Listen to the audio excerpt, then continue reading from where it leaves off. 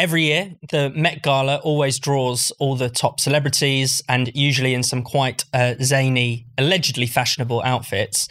This year, the outfit that caught the most attention belonged to Congresswoman AOC, Alexandria Ocasio-Cortez. She was wearing a white, flowy dress that said, "Tax the rich." I mean, Tom, the rich must have been quaking in their boots when they saw this, right? Well, that's where that she kind of tried to justify it, which I think was quite interesting. She made these comments to Vogue. It was something to the effect of saying, I wanted to enjoy the party, but also kind of put them a little bit at ease or whatever. And it's a ridiculous statement for two reasons. First of all, because at the Met Gala, at any of these kind of celebrity gatherings, they're all engaged in kind of very kind of platitudinous political statements. Yeah. You know, I forget who was walking around with the peg, the patriarchy. Cara Delevingne. There you go. I mean, that was, that's slightly more ridiculous. She is an aristocrat as well. Yeah. An aristocratic background.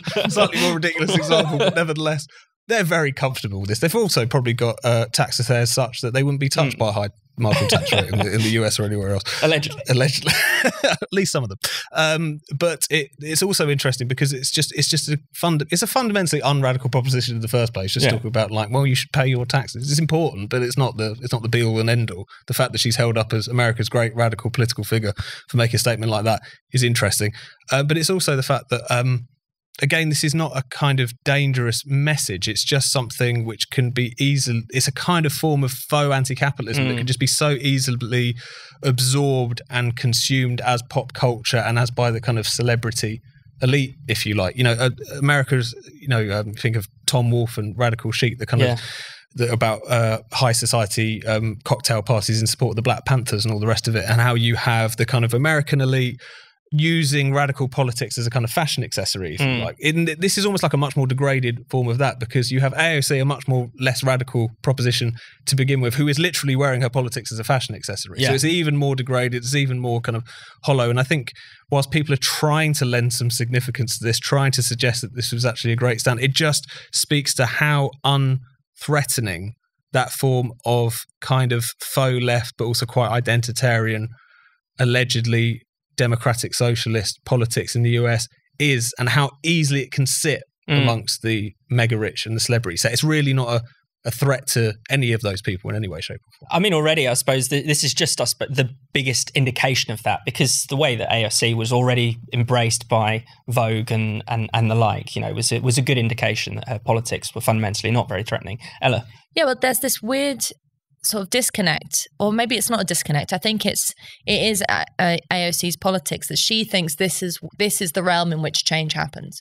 So she thinks, and the way in which she puts forward her supposedly left-wing views or radical views, is that if you make Hollywood stars or like rich people, whatever that means, uncomfortable, then you're doing something radical, then you're making change. And the crucial thing there is that where is the public? Where are the people that she's supposed to be talking about or speaking on behalf of or acting in the name of? They're at home watching and meant to applaud her. That kind of disconnect between there being absolutely no normal people at the Met Gala other than all the staff who are there wearing masks while all the maskless, very pro-mask celebrities are wandering around kissing each other and doing interviews. There is no normal life there. And so the extent to which it can be anything other than a stunt that really actually just reifies the status quo is there's no potential for it there.